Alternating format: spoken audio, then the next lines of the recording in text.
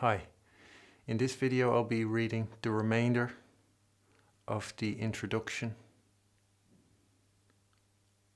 of Carl Philipp Emanuel Bach's Versuch über die wahre Art, das Klavier zu spielen. That's paragraphs 16 to 25.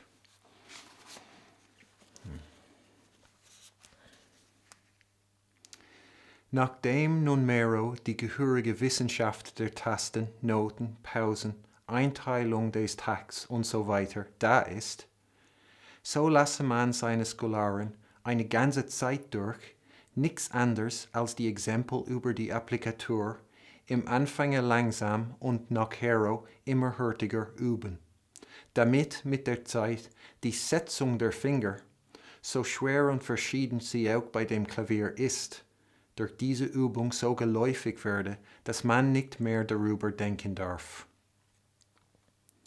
Hauptsächlich übe man die Exempel, wo über jedem die Applikatur beider Hände angezeigt ist, im Einklange, damit die Hände gleich geschickt werden. Alsdann gehe man das Kapitel von den Manieren fleißig durch und übe solche, damit sie in gehöriger Fertigkeit geschickt herausgebracht werden können. Und da dieses eine Aufgabe ist, woran man beinahe zeitlebens lernen kann, indem diese Manieren zum Teil mehr Fertigkeit und Geschwindigkeit erfordern als alle Passagen, so halte man den Scholaren damit nicht länger auf, als bis man, wegen dieses Punkts, mit seiner natürlichen Fähigkeit und Jahren zur Not zufrieden sein kann. Man gehe sogleich an die Probestücke. Man lehre sie erstlich ohne Manieren, welche besonders zu üben sind, hernach mit denen selben, nach denen Regeln, welche in den Kapitel von dem guten Vortrage abgehandelt sind, zu spielen. Dieses muss im Anfange auf dem Klavichorde allein geschehen. Hernach kann man mit dem Flügel abwechseln. Einen großen Nutzen und Erleichterung in die ganze Spielart wird derjenige spüren, welcher zu gleicher Zeit Gelegenheit hat, die Singekunst zu lernen und gute Sänger fleißig zu hören. Damit man die Tasten auswendig finden lerne und das nötige Notenlesen nicht beschwerlich falle, wird man wohl tun, wenn man das Gelernte fleißig auswendig im Finstern spielet. Da ich bei Bezeichnung der Probestücke alles Nötige beigefügt habe und ich solche zu vielen Male mit der größten Achtsamkeit durchgespielt, damit mir auch nicht die geringste Kleinigkeit entwischen möchte, so glaube ich, dass, wenn man alles in Acht nimmt, hierdurch die Geschicklichkeit der Hände sowohl als der Geschmack hinlänglich gebildet werden kann, andere und schwerere Sachen zu erlernen. Ich habe zur Vermeidung aller Zweideutigkeit die Triolen ohne Drei, das Abstoßen der Noten ohne Striche mit bloßen Punkten und die abgekürzten Wörter FP und so weiter an den meisten Orten ohne hintenstehende Punkte angedeutet. Damit ich allerlei Exempel der Fingersetzungen in allerlei Tonarten, des Gebrauchs der Manieren und des guten Vortrags bei allerlei Leidenschaften habe anbringen können und dieses Werk vollständig erscheine, so habe ich nicht verhindern können, dass nicht zuletzt die Probestücke in der Schwierigkeit zugenommen hätten. Ich habe geglaubt, es sei gut, jedermann zu dienen, nicht lauter Stücke von der ersten Leichtigkeit beizufügen und nicht vieles unberührt zu lassen. Ich hoffe, dass die mühsam hinzugefügte Applikatur und Spielart die schweren Stücke nach vorhergegangenem deutlichen Unterrichte ganz leichter machen würde. Es ist schädlich, die Scholaren mit zu vielen leichten Sachen aufzuhalten.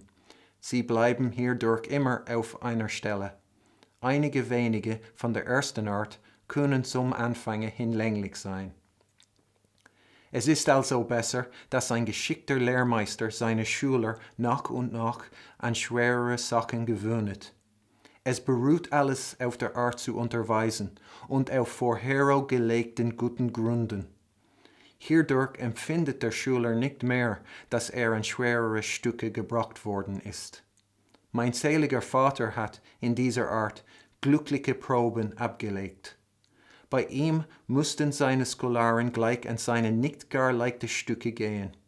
Solcher Gestalt darf sich auch niemand vor meinen Probestücken fürchten. Sollte es einigen wegen ihrer Fertigkeit gelüsten, solche nur obenhin den bloßen Noten nach vom Blatte wegzuspielen, so bitte ich gar sehr, diese Stücke vorher mit gehöriger Achtsamkeit bis auf alle die geringsten Kleinigkeiten durchzusehen, bevor sie solchen ausüben wollen.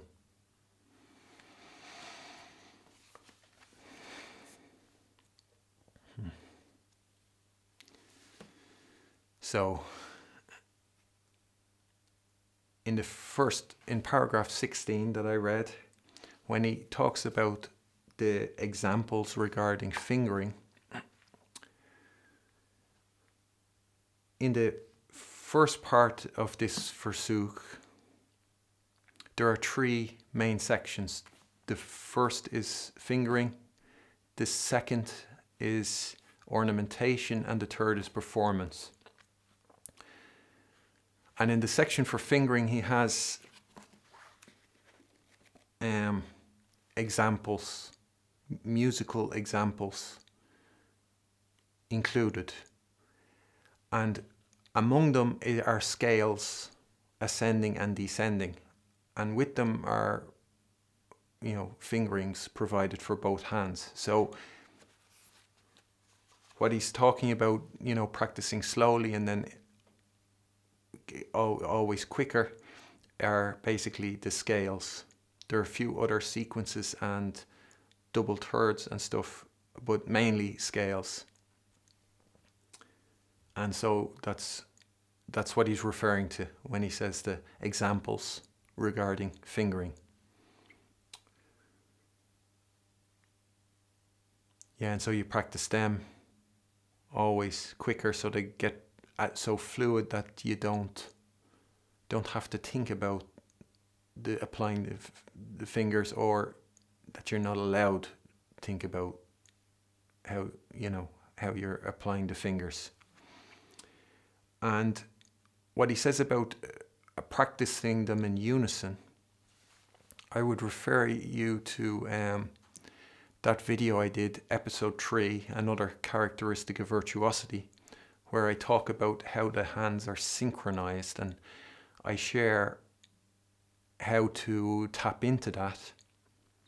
I would suggest, if you haven't already, taking a look at that and trying to tap into that potential yourself, because not only will you'll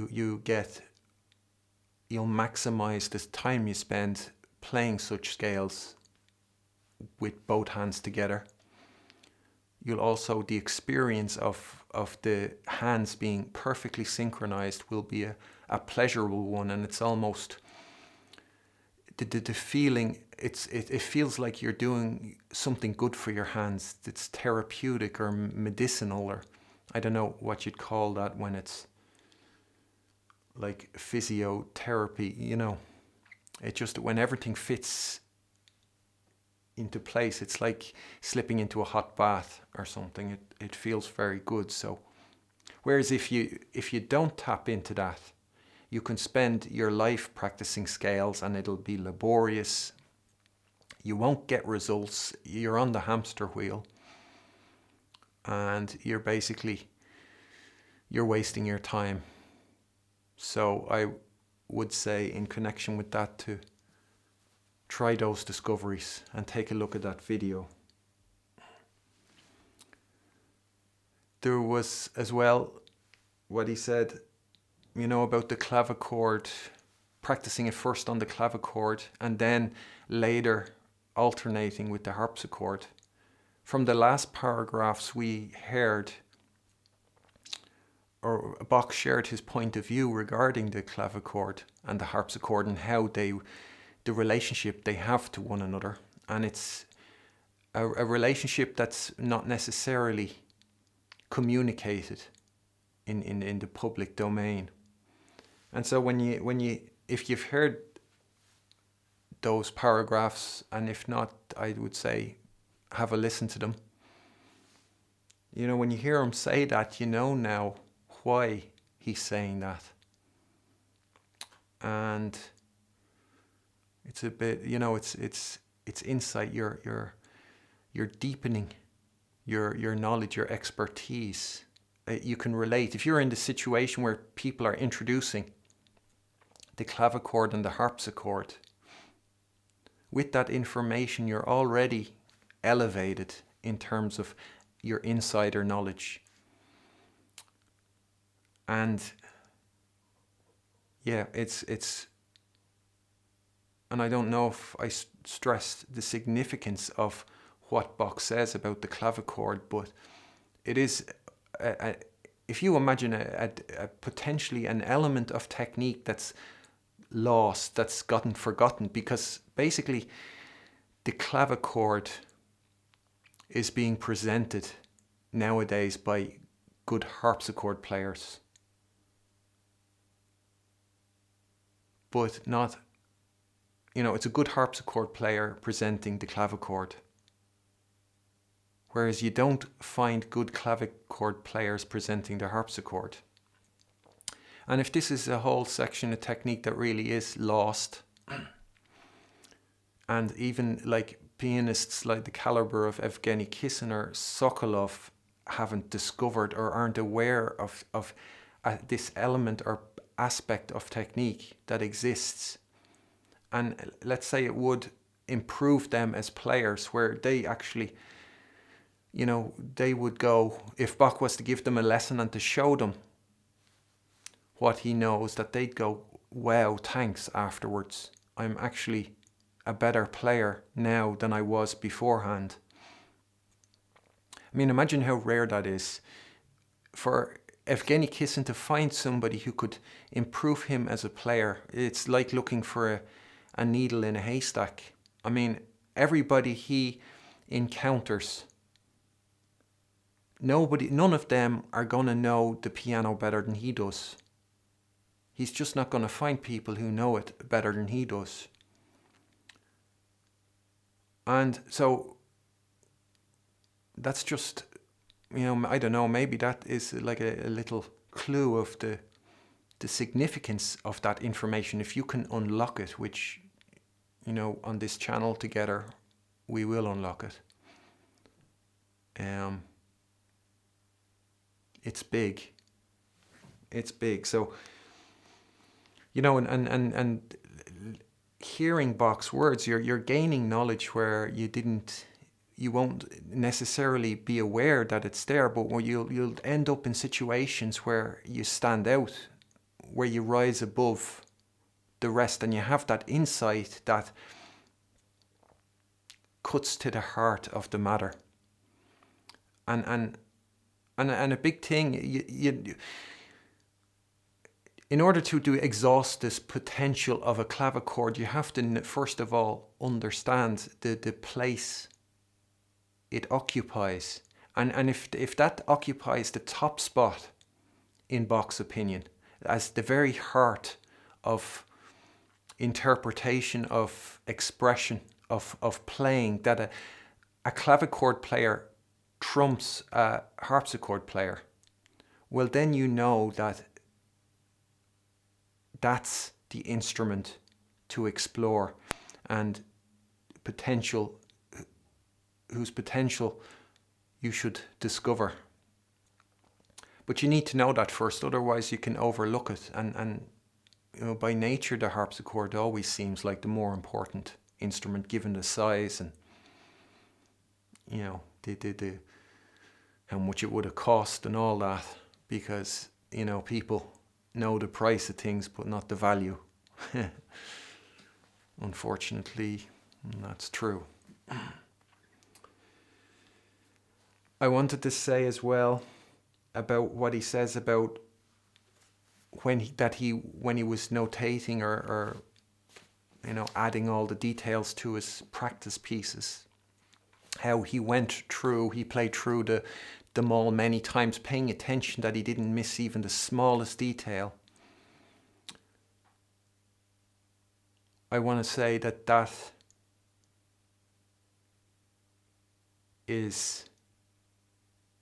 means something, because in this book, Bach practically makes no mistakes. And at the end, there's a list of print mistakes. So he spotted any mistakes that did creep in there, he spotted. And so it's extremely accurate. He is extremely accurate. And with the musical examples from the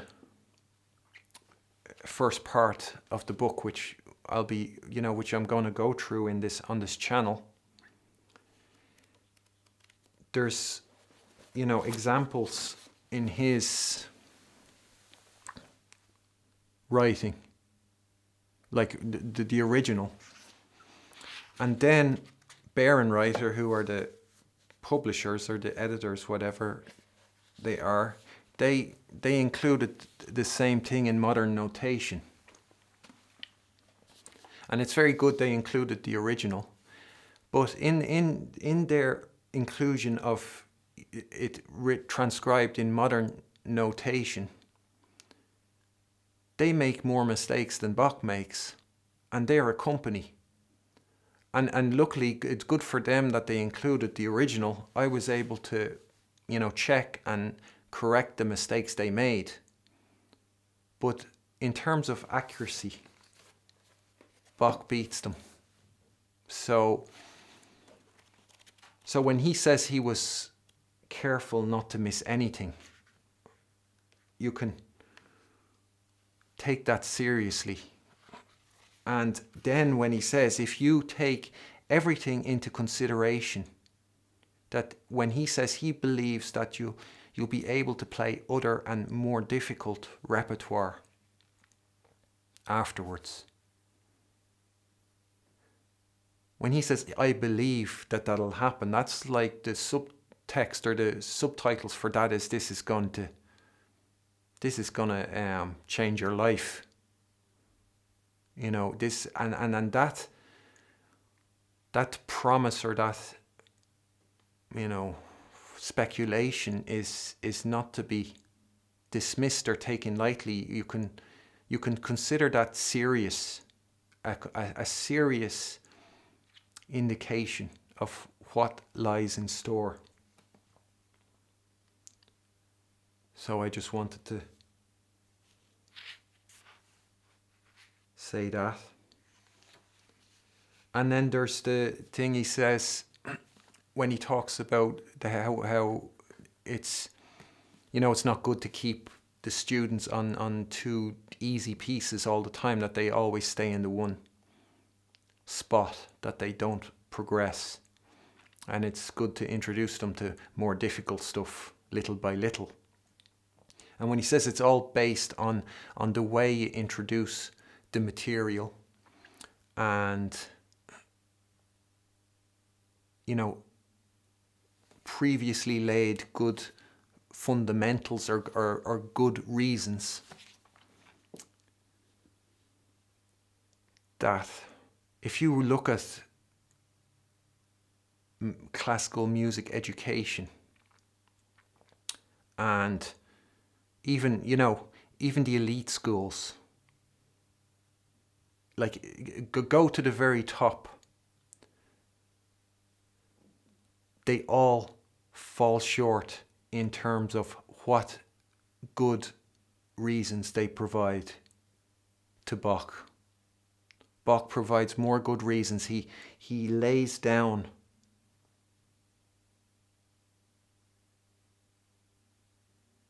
reasons. And so that's something major to hop on board for, to get. Because again, when he says that he thinks the lessons he provides can make difficult pieces completely easy. Again, this is not something to dismiss or brush off or think it's just empty talk. Everything Bach says is based on the truth. This is somebody who speaks the truth, who's found the truth. So,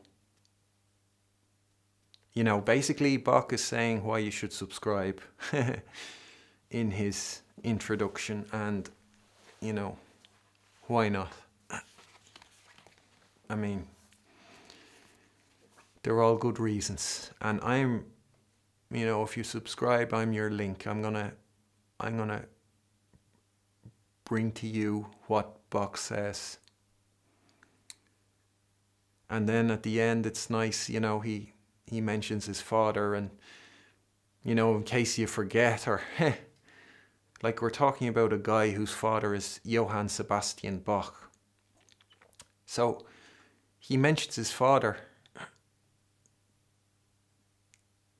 We're talking about a first-hand eyewitness account of somebody who grew up listening to his father play, who learned what his father knows, his father wouldn't have held back in sharing every secret, every bit of insight he possessed with his son. And if you think of music as a language and Bach as bilingual, if you think of languages, what better person to teach you a language than somebody who's bilingual in your language and that language? I mean, they understand intimately both languages, and they can communicate exactly what is meant, how, not just the literal translation, but also,